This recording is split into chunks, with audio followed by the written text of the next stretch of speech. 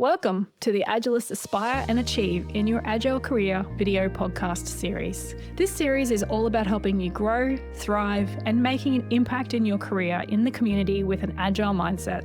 Whether you're just starting out or you're an experienced practitioner, we're here to bring you inspiring stories, actionable advice, and meaningful conversations that will help you navigate and excel in your Agile career, meeting some amazing mentors along the way. Get ready to aspire, achieve, and thrive in the next step of your journey. Hi, Karyn. Welcome. Thank you for joining me tonight.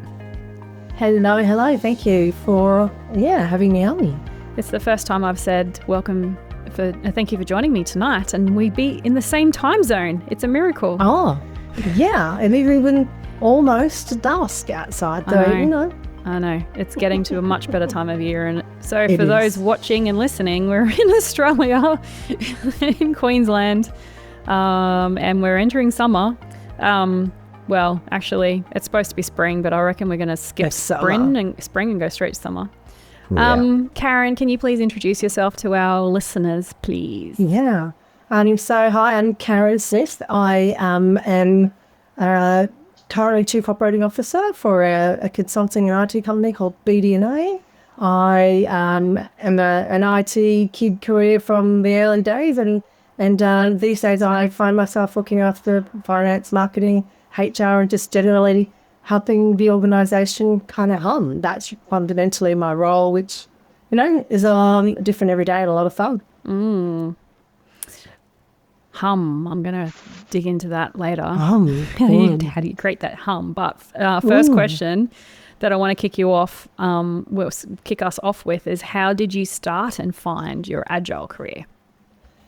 And it's an interesting question because when you first ask that, I think actually careers are Agile. Like my whole career has been Agile from the context of, really being nimble and looking at what I want in the long term, what's my long-term goal or outcome, and how I might get there, chunk by chunk or step by step by whatever the opportunity is in front of me. So for me, it started, as I said early on, but quite accidentally. It was really important to my dad that I would go to university.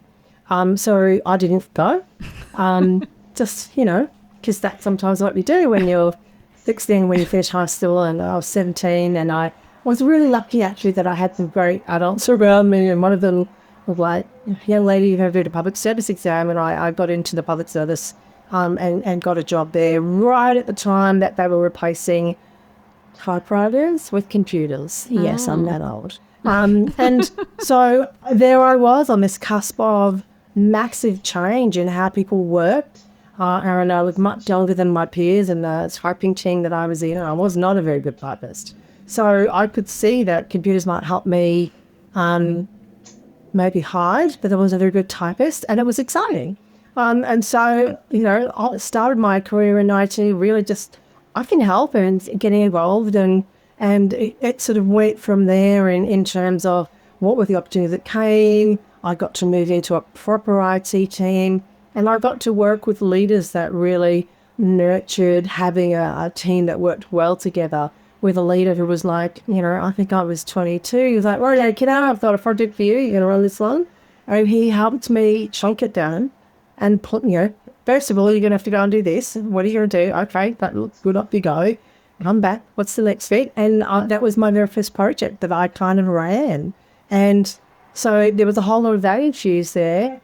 And there was a whole lot of training, and GQM was the hot thing at the time, but that was really about quality and efficiency, but really focused on the customer or the outcome that you're seeking as well. And so I think all of these things in those early days set you up for kind of how you work. I haven't, there's a lot of psych research that says your experiences in the first few years of your life sets you up for the kind of human you're going to be. So in the world according to Karyn, I think that's the same in your careers as well. Like those early experiences that you had set you up for the way that you, embrace the workplace or operate in a workplace. And I was really lucky, I think, to have great leaders and an opportunity of change so I could step into and get to be part of. And those foundations kind of went from there. 24, sold everything that I owned and took off overseas and did whatever work I could find in IT.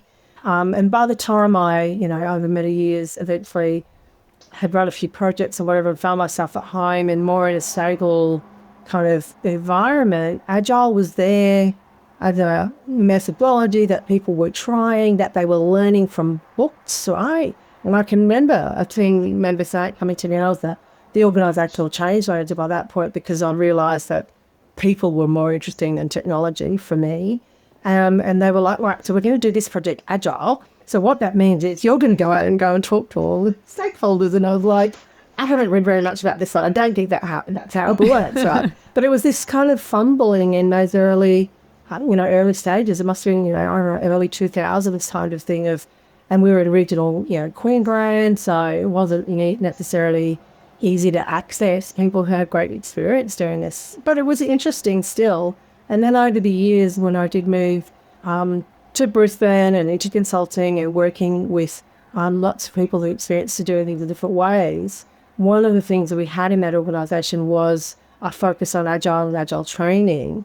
And it was interesting because as I stepped into a leadership team there, and there was a bit of, well, where does Agile belong? It belongs to the technical team. No, it belongs to you, Karyn, in the business performance team. Agile belongs to business performance. And I was like, I just think most IT boys know I'll look after this, but okay, I'll have it.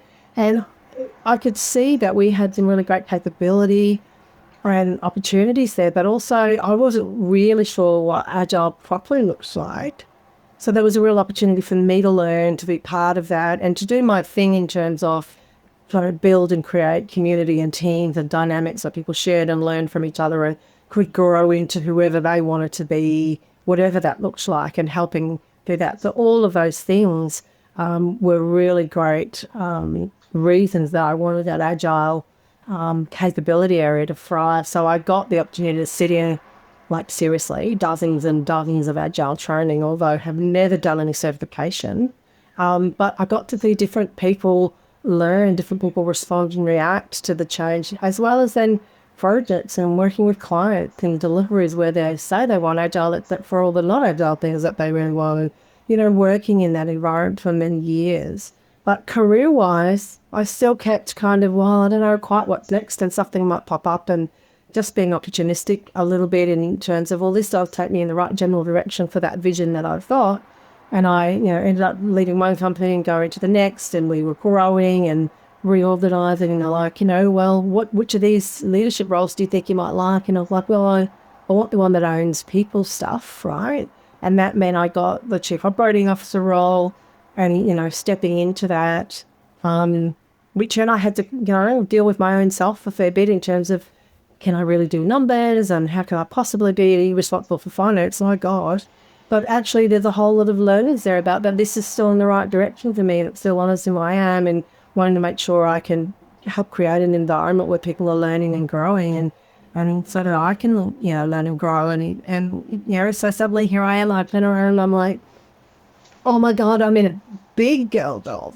But, it's still just about honouring who I am and what I want to do, and in that sense of adventure of let's just have a go and we can just continue to improve, right? It doesn't have to be perfect the first time.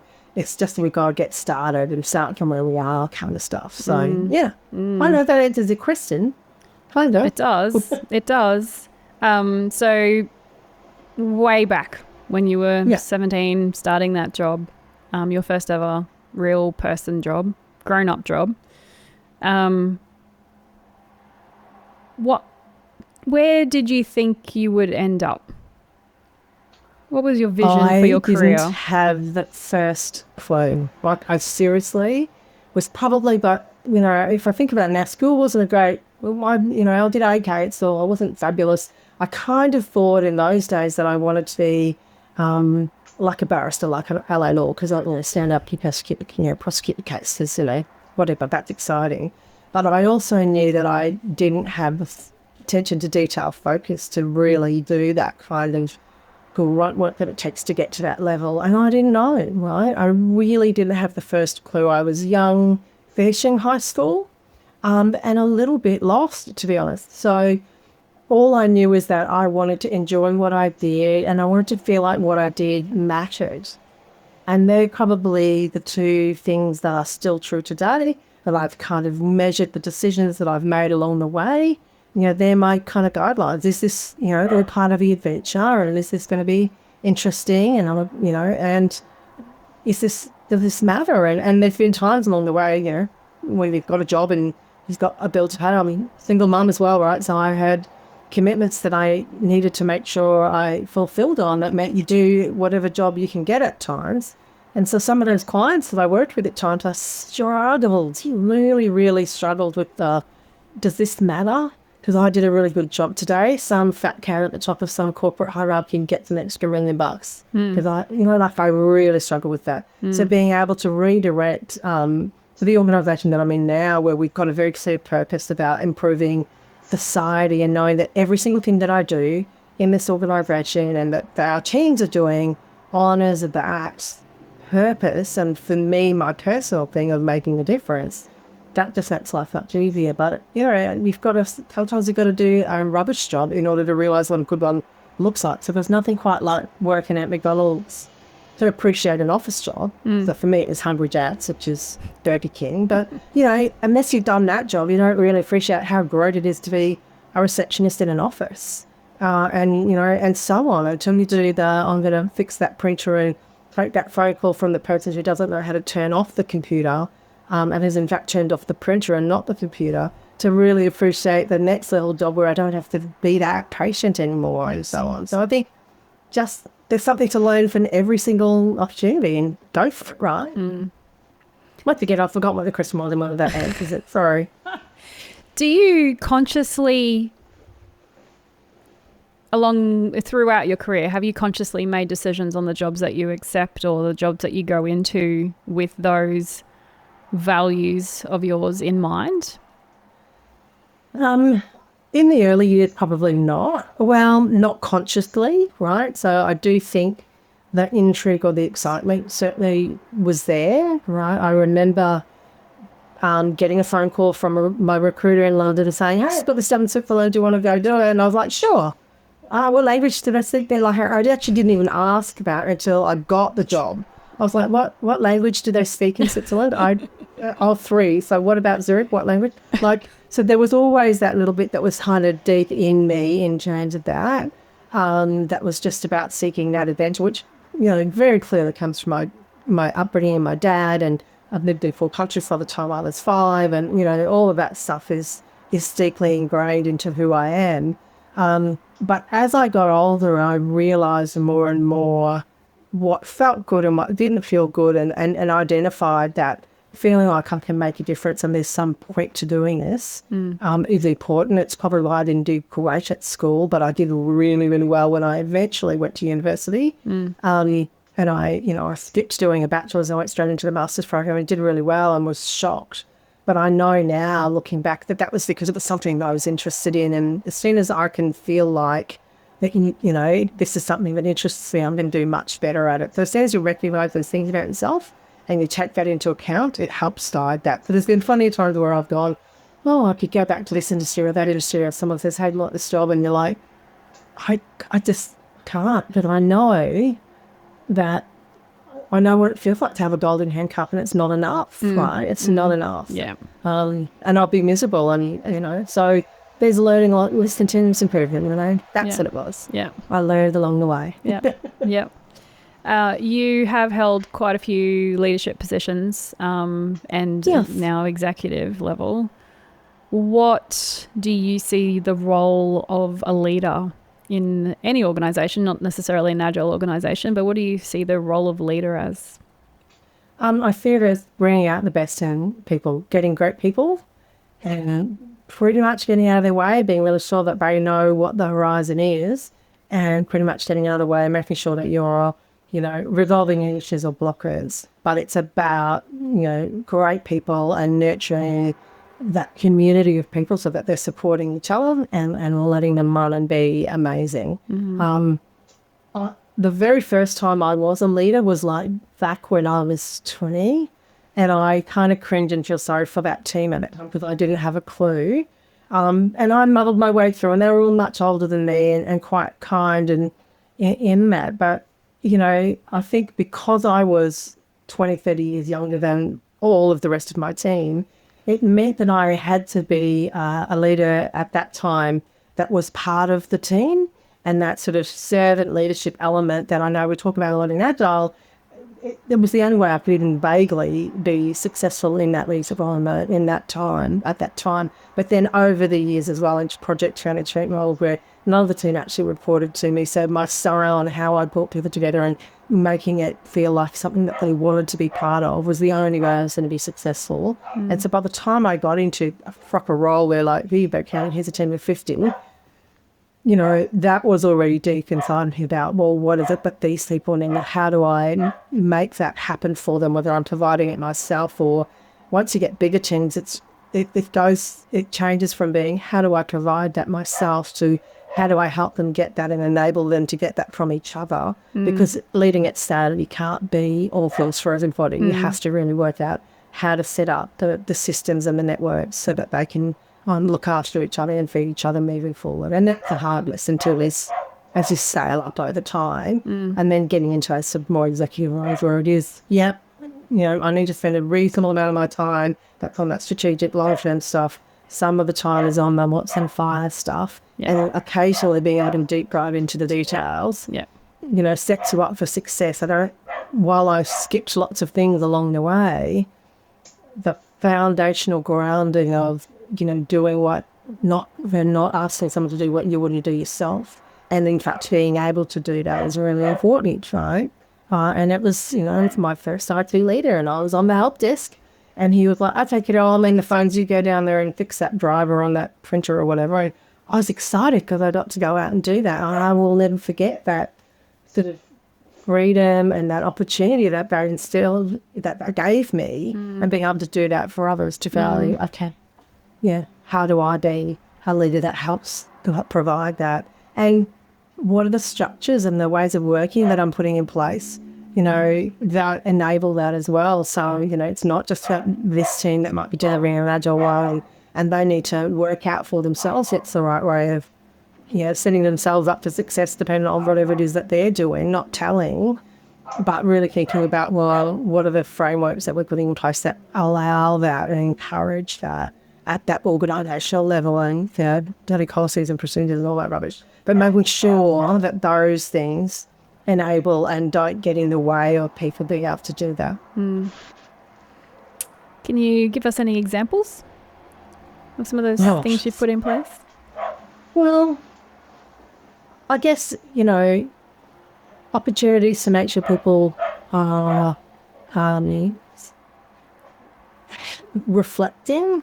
So if you think about the performance review process in an organisation, and it depends on the organisation, but quite often in many large organisations in particular, it can feel like a bit of a process of lining up everyone against the wall, shooting some and telling everybody what they're bad at, and, heaven forbid. But taking, and the organisation I joined still, they were small at that time, the organisation I'm happy to leave now, but they had some really great foundations in the way that they approached those reviews, in that everyone's always got something to work on. So including that, but really taking it from it's your review, I'll do it once a year, to doing it more frequently, that we in fact call it professional retrospective. And we include what's the retro element of this, and then what's the forward planning of this. And there's some other stuff there that, we build in to make sure we don't, so PD, yes, you get a PD budget, but it's part of your 3 times a year PRD.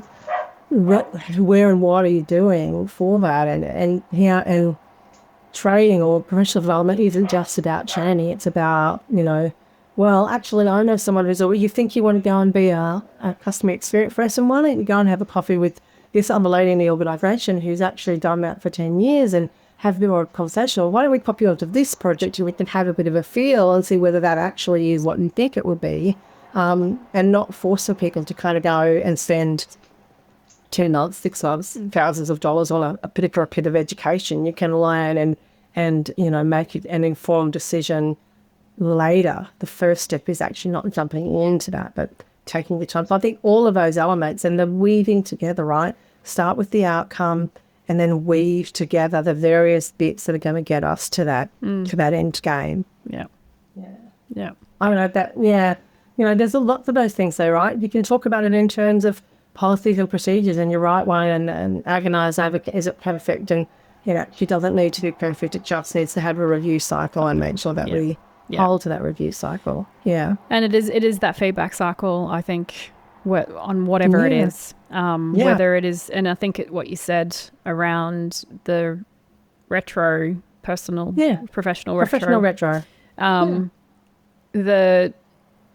I think that's a really good skill to build in people, and it's amazing how far you can work in organizations for 20 whatever years and you still come across people who don't have that capability to reflect, and therefore have not a lot of self-awareness, or how they're impacting others around them, or how they're kind of stunted in their own growth because they don't look back and see and honestly give themselves an assessment of what's good, what's bad, and then be brave enough to go, this is bad, I want to improve on this, and then ask for help as well. And bravery is a really important word there, right? Because it does take courage to kind of go, I'm actually not very good at this. How am I I love that job because I want the people stuff, but I grew up with a belief that I couldn't do numbers. Now, as an adult, I now know that that's not quite true. I don't do it as naturally as I do words and pictures, but I can do it. But I went into that going, well, this is not an extra area for me. It's something I'll learn.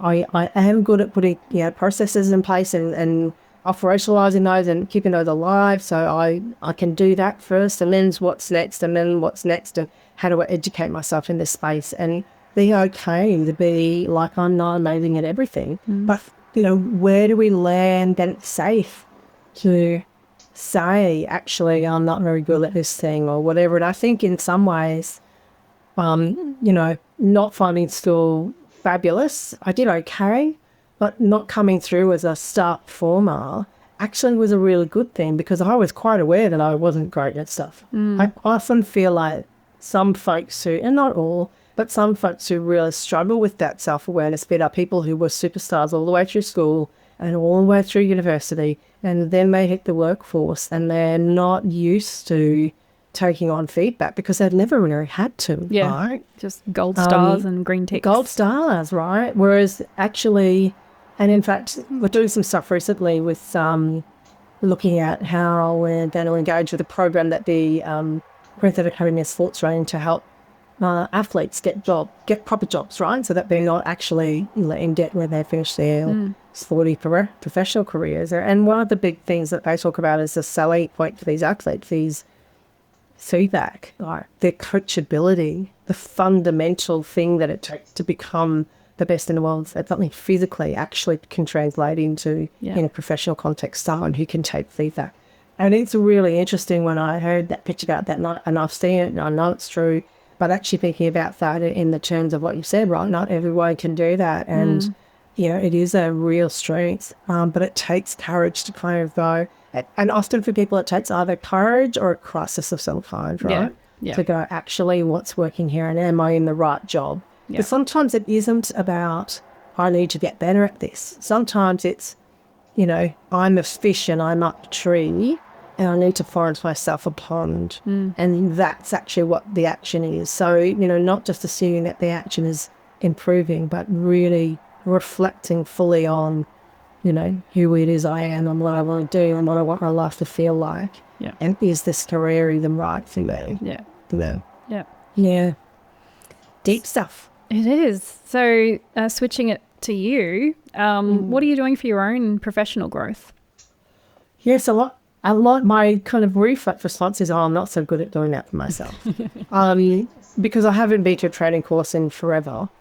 But at the same time, what I do is I am someone whose brain never stops, right? So I am a podcast junkie. I love documentaries. Like, I learn and listen. And for me, one of the biggest elements of interest and intrigue and where I want to continue to learn and grow is around human beings and how they work, right? So there's lots of opportunities to do that where I get to learn and grow. I'm on the board of a small charity, a not-for-profit, which is a psychology focused organisation, so focused on ensuring access to the psychological services. And I get to work with some really interesting people and amazing people who've had long careers, who understand human beings really well, right? So apart from the normal governance-y stuff that you do in a board meeting, there's also these really rich conversations that you get to have along the way, just because I'm participating in this activity, volunteering my time, that what I get back from that is immense, right? And sort of looking for those opportunities wherever they may pop up, and knowing that for Karyn, learning in a classroom is probably not the right environment. And in fact, I kind of pity any trainer that has me as a student, because I know I'm a bit of a delinquent, and I learned that many years ago. It's not the right learning environment for me. So I think it is about thinking outside of the box in terms of what does education or learning or development look like. It is about putting your hand up to run something that you've never done before, but also pulling together around you that team of people who maybe have, and we call them swarm sessions, like, let's have a little brainstorming thing, let me bring all the people that might know something and gather that information and have everybody to go. And not only does that give you correct content, but it engages all of those people in your success and what you're trying to do. And, the majority of them will, help advocate, mentor, provide more for you because you've asked for help. So that asking for help is a really rich activity that actually generates more than just for tangible help. It creates a community of people that will support you. So it's important to learn how to do it. And it's not an easy thing to learn how to do, but you just sort of, for a second, the bravery from whatever that movie was, right? Take a big deep breath and ask, send the email, and then cringe later. Do you have any final words of wisdom for our listeners? I think the one thing that I try and kind of leave with, particularly young people or people earlier on in their career, is there isn't a sort of one way. In the same way that I think for, Agile, if you're really truly working in an Agile way, you should be really looking at what's in front of you and putting together an approach that is fit for that outcome. I think careers and life in general is a bit different. And, you don't have to look like everyone else looks. You don't have to sound like everyone else looks. You don't have to climb the corporate career ladder in order to be successful. So really stopping and looking at what is success for me. What does a really amazing life look like? And there's lots of exercises around writing a radio obituary and all those sorts of things, but actually just trying to hone in on those couple of things that are really important to you. And if you're clear on that, all the other decision making you make along the way is much, much easier, because you can go, yep, that's going to make a difference in the world, and so I want to be part of that. And yep, that looks like a bit of an adventure sound. So he's like, I might learn something, be a bit fun. I'm then going to do that. So yeah, they're my kind of final things that I think I've tried to raise my daughter with, and I try and live with, university students, and I get to speak to them. And I think it doesn't matter how old you are, you can still kind of stop and go, is this serving me? Who do I want to be when I grow up? Because I'm not grown up yet, right? Because that never really quite happens. Because I love Peter Pan, but no, that's different. So. Thank you for joining me tonight, Karyn. It's been awesome chatting to you and learning more about your journey. And thank you for sharing with our listeners. No, thank you so much for having me. Thank you for joining us on this episode of Agilists Aspire and Achieve in Your Agile Career. We hope you found inspiration and practical tips to elevate your Agile journey. Remember, growth doesn't happen alone, so consider exploring the Women in Agile Mentorship Program and/or follow the Agile Careers MPO on LinkedIn to see more content geared towards advancing your own career. Don't forget to subscribe, like, and share your thoughts in the comments. Let us know what topics you'd love to see next. Keep inspiring, keep achieving, and continue thriving in your career.